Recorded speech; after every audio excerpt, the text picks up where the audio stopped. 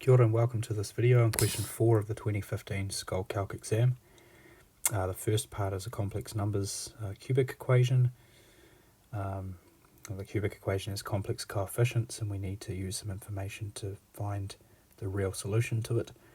4b is a conics question which has a really nice solution to it that's in the mark schedule, and I can't say I did it myself that way, so I'll share both that method and the way that I did it, which was very algebraic. And then the optional question, which is a linear programming problem, we'll also look at that too. However, it has been a while since scholarship did optional questions based on the internal assessments.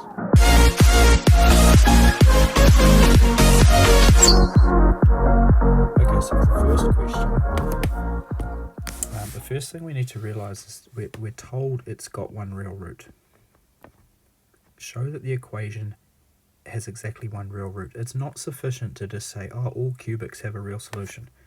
Like, if you graph one, sure, it's not possible to get a cubic not cutting the x-axis somewhere. You know, sometimes you can get it cutting at multiple places, 3 at most, but at maximum 3 solutions, minimum 1 real solution. But how would you graph this cubic equation? Because the coefficients are not real. So the logic of saying it has to have a real solution is invalid, and you can only say that if the coefficients are real. Show that the equation has exactly one real root and find it. It turns out that it only has one real root if specific conditions hold. So the question's poorly worded. It should say, show that the equation has one real root if, it turns out if b is equal to minus a. But anyways, we've got this cubic. How do we solve this thing? Can't put it in the graphics calculator. The graphics calculator won't accept complex coefficients, and as far as I know, but also the fact there's an a and a b in there. Okay.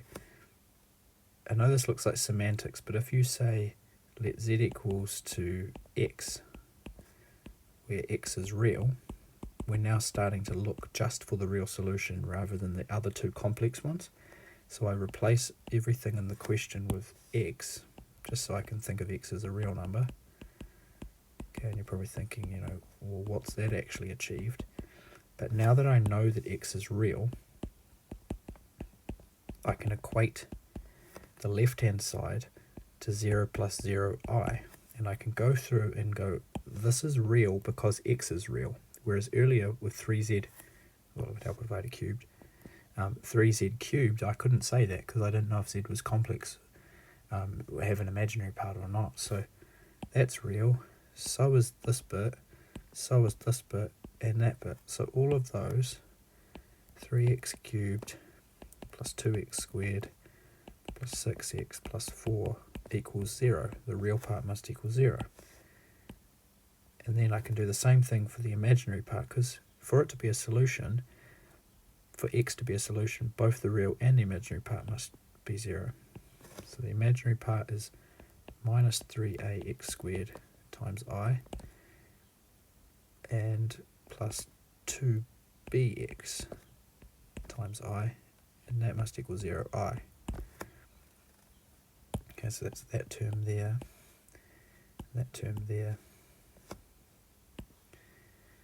Alrighty, so we've got a simultaneous equation here. Now the first one is a cubic, and we could graph that, chuck it into the polynomial solver on the graphics calculator.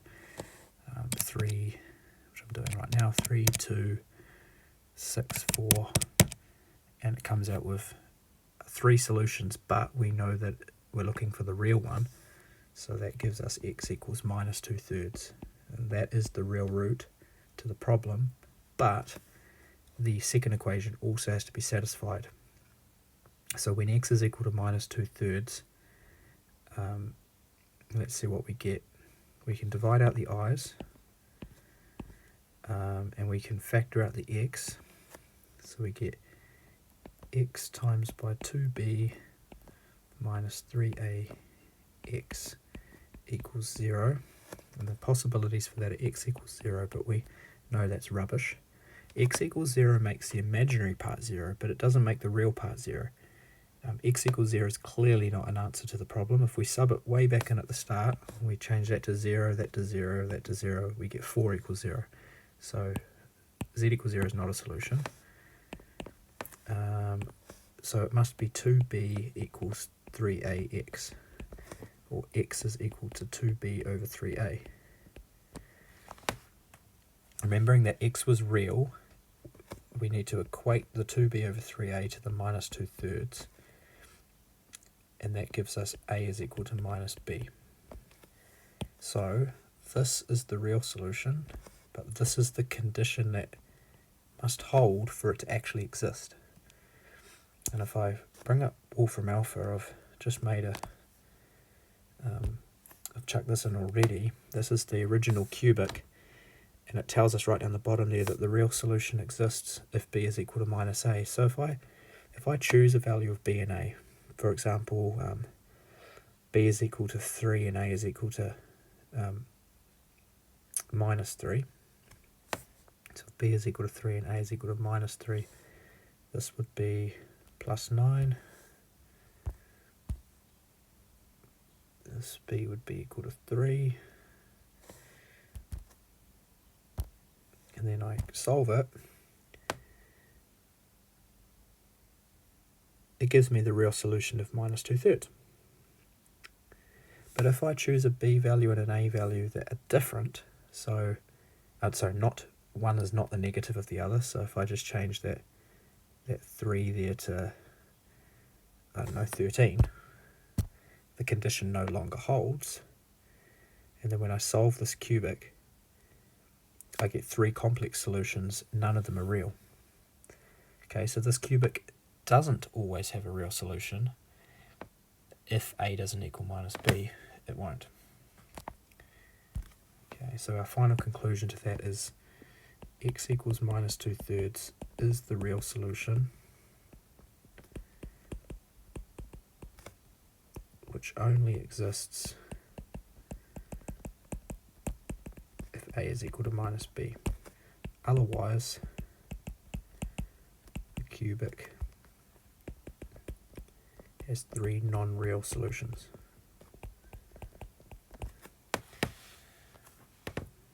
Okay, quite a nice problem, just a little bit of a catch on it. Okay, part B.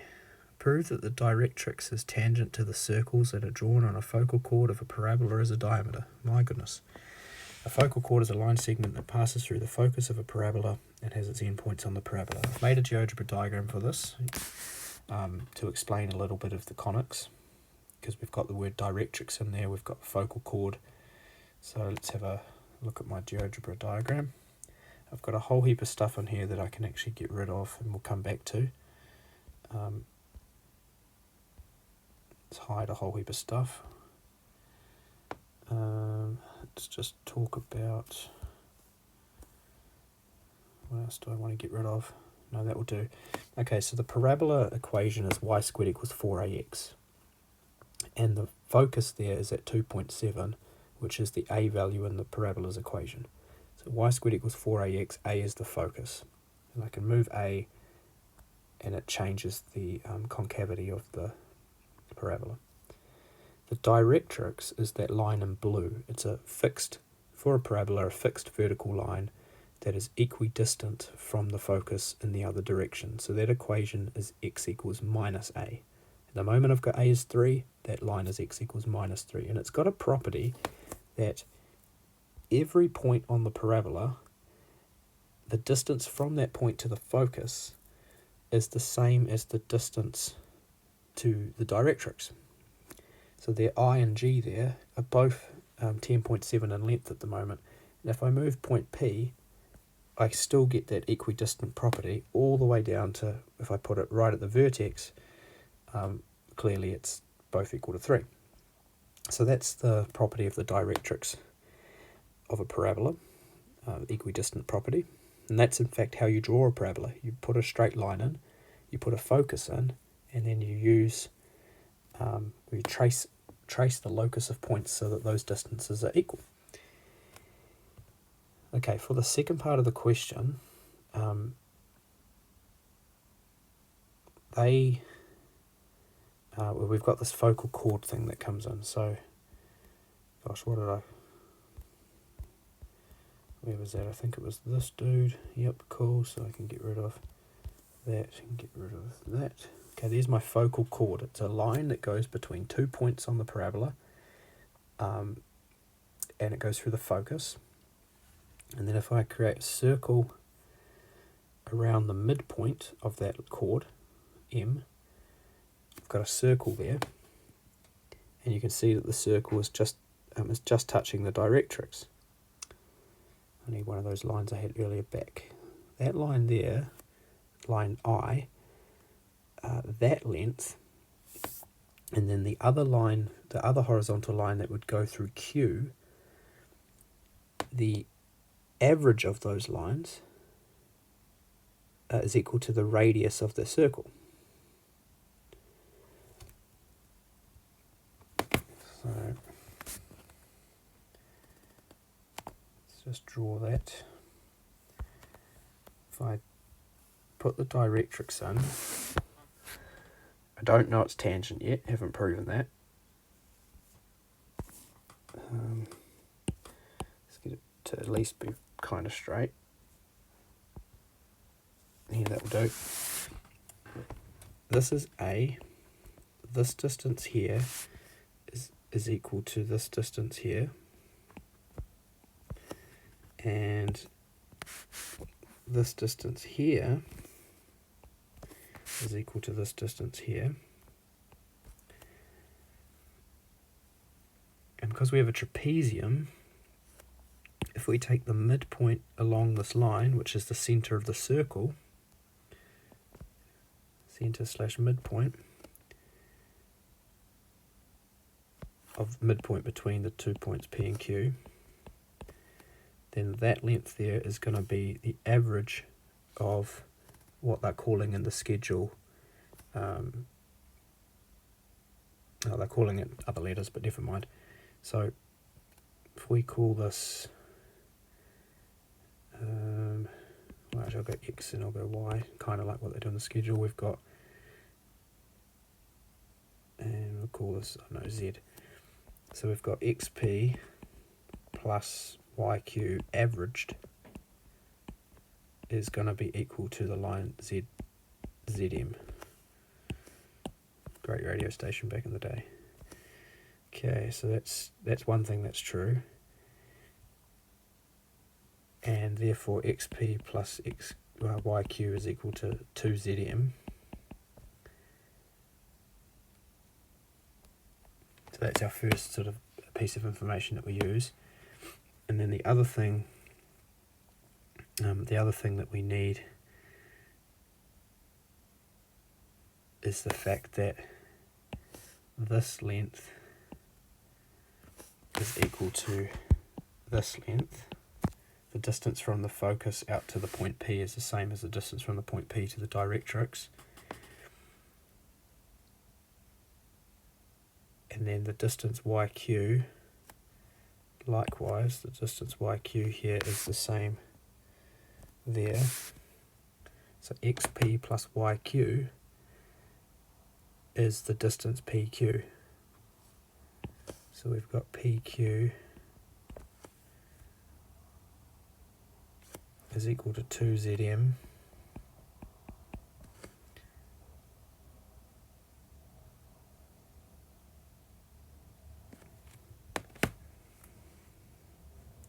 and that's saying that the diameter is 2 times ZM. That tells us that ZM must be a radius.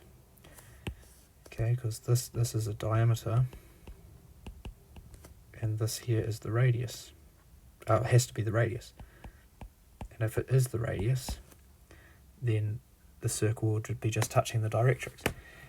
So that's really neat. It uses geometric reasoning, and I think it's quite cool, but I didn't come up with it myself, so I can't claim it. So what we'll do instead is we'll go back to our diagram, and look, I'll show you how to do it in a more algebraic manner. There's heaps of ways of, see, the wrong one. There's heaps of ways of actually doing this. We need to find the equation of the circle and then show that it only touches the vertical line, which is the directrix. And to find the equation of the circle, I could come up with 2 points P and Q that are on the parabola, find the midpoint, and from the midpoint find the radius. And it's just going to get real tedious. But what I'm going to do instead is use these lines here. So get rid of that, and notice that we've just made a we've got a semicircle because the chord is the diameter, and I've made a right angle. And if I move point P, that's always a right angle, and I can move XY and it's always a right angle.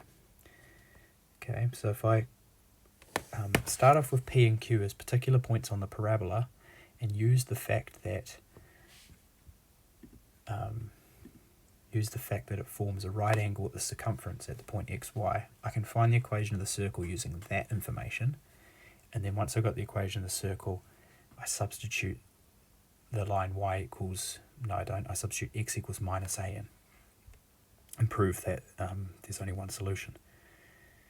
Okay, this is pretty intense, but it's the way I did it, so often I do it the slow way. Where are we? We can start over here. Okay, so start off with, I've got some circle. Can I just draw one in?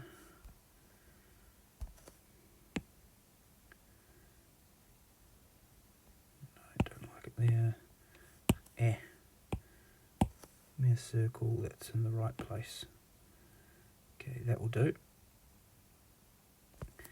So I've got this parabola.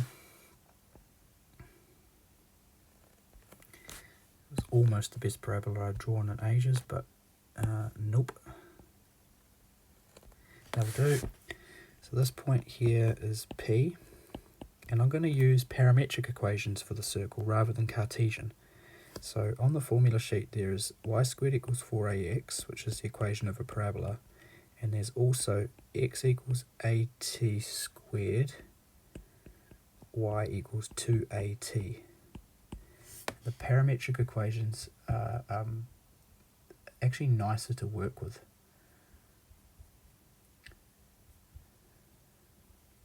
Just checking that they are on the scholarship formula sheet. Yep, they are.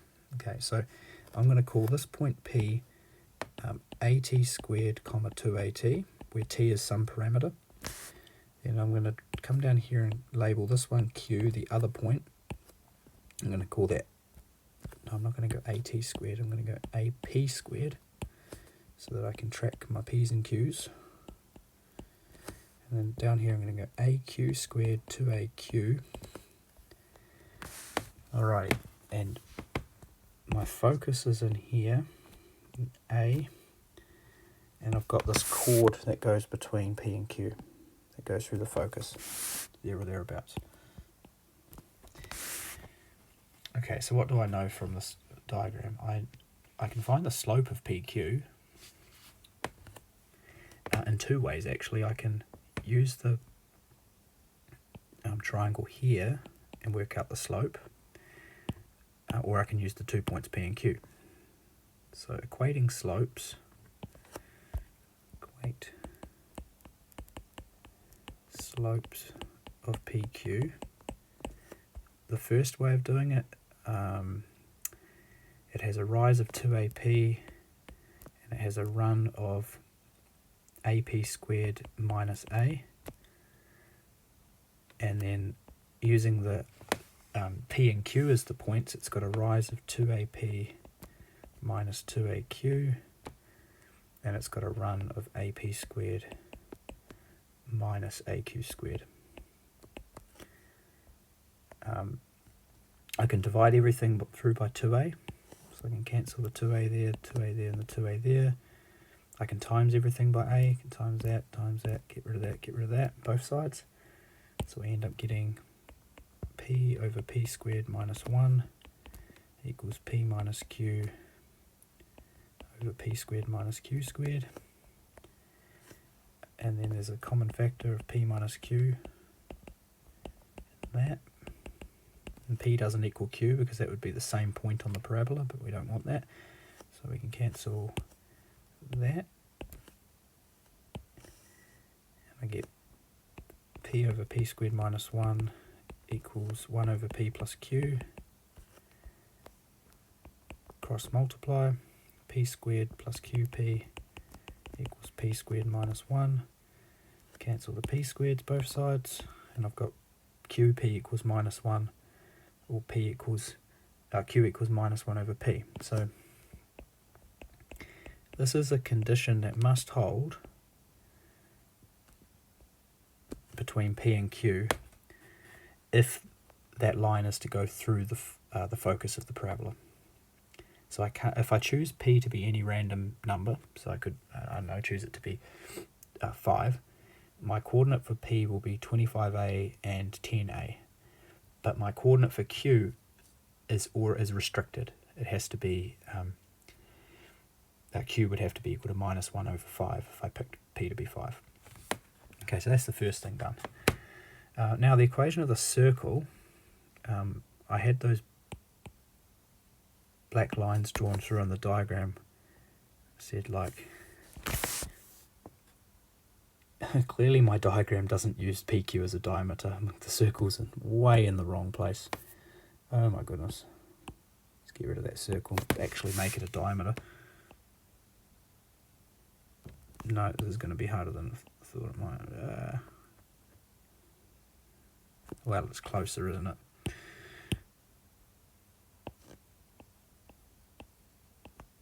Okay, that will do. It's a bit closer. So mile way not to scale.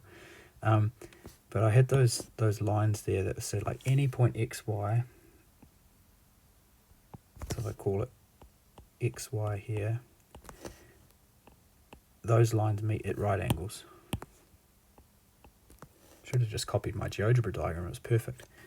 Okay, if they meet at right angles, that means that the slopes between xy and p and xy and q, the slopes must multiply to make -1. So to do that, I find the slope between p and xy, 2ap minus y, that's the change in y, and the change in x is ap squared minus x. And I multiply that by the other one. The difference in the q value, difference in the y values is 2aq minus y. And the difference in the x values is aq squared minus x. And that equals -1 when I multiply them.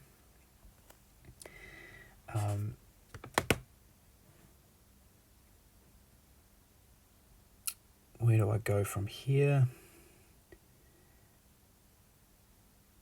This actually rearranges to this, and I'll let you check this. But if I times the whole thing through to get rid of fractions,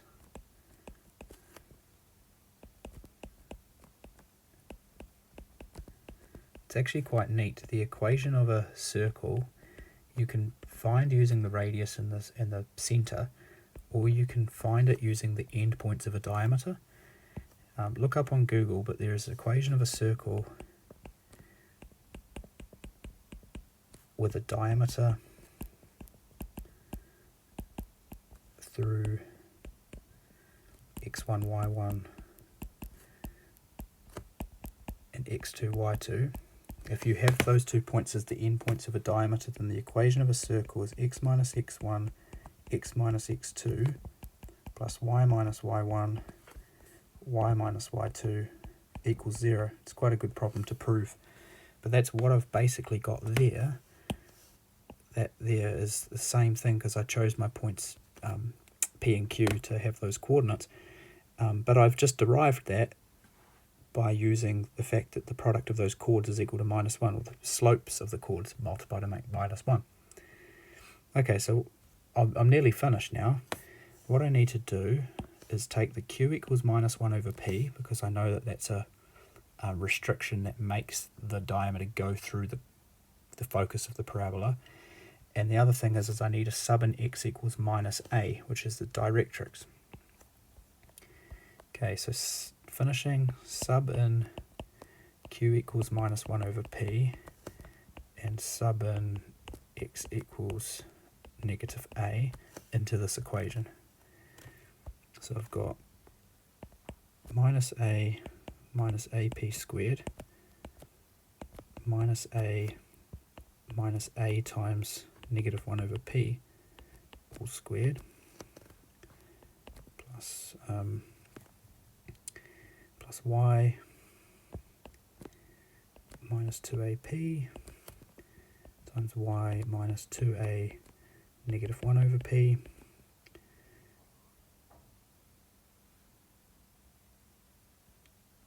equals 0. And apparently this equation is only going to have one value of y. This is the point of intersection of the circle and the directrix, and there should only be one value of y where it exists. So if I tidy this equation up,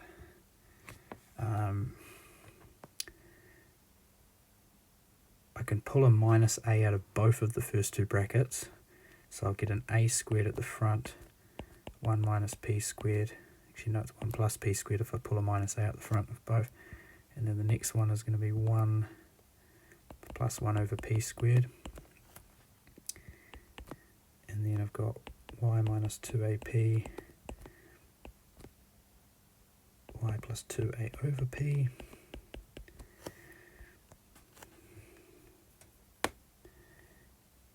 Okay, and then if I make it into a quadratic in standard format, I've got y squared is my quadratic part. I've got plus 2a over p minus 2ap all times y. That's my linear term. I've got a constant term which is ginormous. It's minus 4a squared plus the stuff all at the front. This whole thing here is a constant. So I've got a squared, 1 plus p squared, 1 plus 1 over p squared, and then I've got minus 4a squared coming from this last term here. Okay, so that there is my quadratic equation. Equals 0. And lastly, find the discriminant of this. Discriminant is equal to b squared minus 4 times a, which is 1, times, well, that a being the number in front of y squared is 1, and then c, which is this whole dude here, which has a common factor of a squared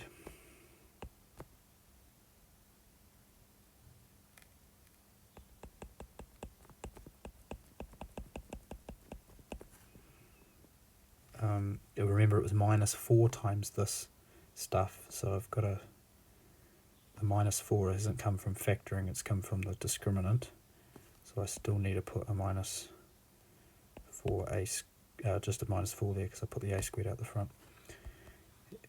Now does that equal 0? I've got to prove this. So expanding the first thing, 4a squared over p squared minus 8a squared plus 4a squared p squared minus 4a squared minus 4a squared p squared minus 4a squared over p squared minus 4a squared plus 16a squared. That's expanding all that stuff out. Cancel, cancel. 16 minus 8 minus 4 minus 4 is minus 16. 4a squared p squared minus 4a p squared. First take, yes, didn't have to redo it. the discriminant equals 0 for all P, Q, and A. Therefore, a circle with diameter equal to the focal chord only touches directrix at one point. It's amazing how the question with a little bit of geometric reasoning was really nice, but the algebraic method was intense. And that was the second year in a row, because 2015 and 2016 both had evil conics questions. Okay, the other option, very strange how this exam had an either or, where part B, the first part of part B was, well, okay, quite a nice question if you found the shortcut, but this part here, this linear programming question, is actually very simple, so I imagine most students probably picked this one. Okay, so this is the or one. The factory manufactures cake decorations. The factory makes 3 different kinds of packs, red, white, and blue. Each pack contains 3 different types of decoration, types A, B, and C. Each red pack has 6 type A, 3 type B, 2 type C. What are we actually trying to find? Let's have a look. Just asks us to identify the feasible region, but what are the... here are the variables here. The factory makes X red, Y white, and Z blue packs. So it's the number of packs that's the variables. Number of X, Y, and Z packs. Okay, so if we look at our constraints, we've got the maximum number of each type of decoration available. We've got type A is maximum of 500, and we're putting 6 into the red packs, which is X. So we've got red, Y is equal to white. Can't write in white, sorry, that's why I didn't write the X in red. And then Z is blue. We've got the colour coordination there going well. Okay, so 6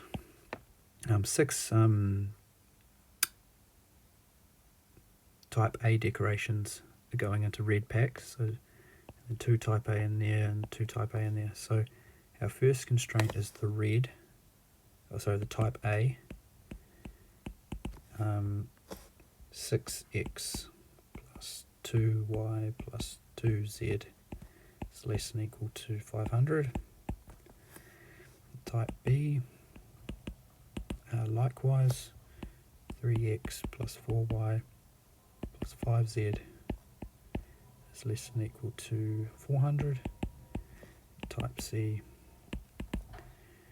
2x plus 4y plus 2z is less than equal to 300. So that's the decorations constraint. That's all that done. So I'm going to just highlight these numbers to tell me I've done them. What other stuff do we have? The factory must make at least 100 decorations every hour. At least 1,000 decorations every hour. But we've got X, Y, and Z is the number of packs. So if you make a red pack, you're making 11 decorations. So the decorations one, it's 11 times X if you make an X pack. White 2, 6, 10. So it's 10Y. And then if you make blue packs 2, 7, 9. 9 decorations for those. And that's going to be greater than equal to 1,000. And are there any other constraints?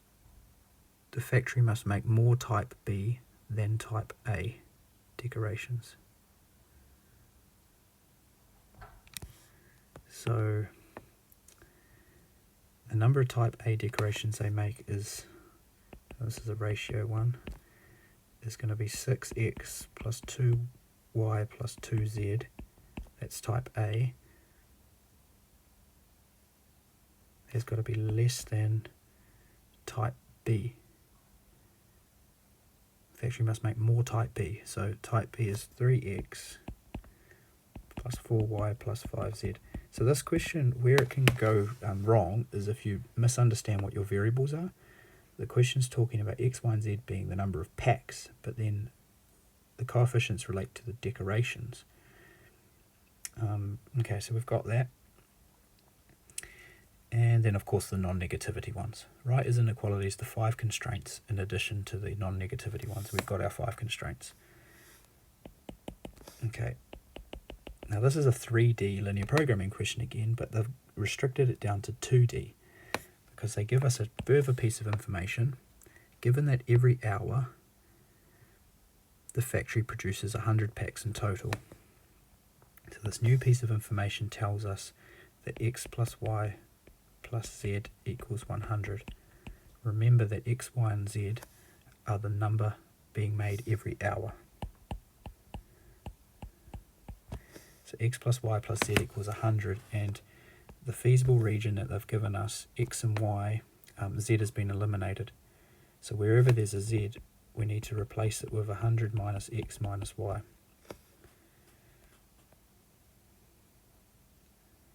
Okay, so if we sub that into all of the constraints, constraint 1 becomes 6x plus 2y plus 2 lots of 100 minus x minus y. And if I simplify that, I've got 4x, I've got the y's cancel, and the 200 goes on the other side. It's 4x is less than equal to 300, or x is less than equal to 300 over 4, 75. Can't believe I just did that on the calculator. Okay, and alright, that's constraint 1 there. So I can shade out, let's go with red. Shading out is better, so that it's not possible to make more than 75 of those packs. Okay, second constraint, type B ones, 3x plus 4y plus 5 lots of, it's a z, so I go 100 minus x minus y, less than equal to 400. Simplify this. 3x minus 5x is negative 2x. 4y minus 5y negative y. 500 goes on the other side, so it's less than equal to minus 100. And I divide by negative 1. 2x plus y is greater than equal to 100 when I divide by negative. So where is that line? That one is this dude. And the y value needs to be greater than equal to the line minus 2x plus 100. It has a y-intercept of 100 and a gradient of negative 2. So I'm shading out below that line.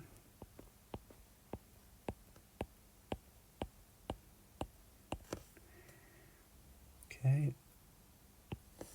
Third constraint, 2x type C, 2x plus 4y plus 2 lots of z, 100 minus x minus y is less than equal to 300.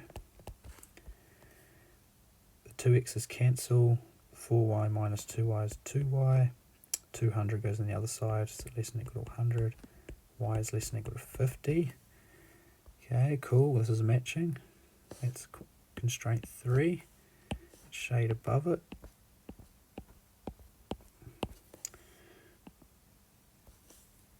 Cool. Okay, that leaves only 2 regions that are possible left. Equation number 4, the decorations. 11x plus 10y plus 9 lots of 100 minus x minus y is greater than or equal to 1000.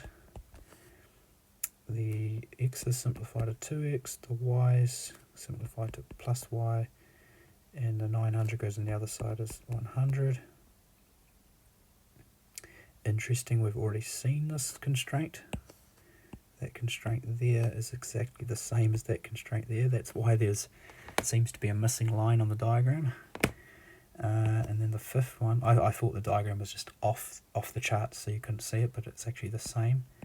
And the last constraint, which was the ratio one, 6x plus 2y plus 2z is less than 3x plus 4y plus 5z. Let's put the x's and y's together first, right? So 3x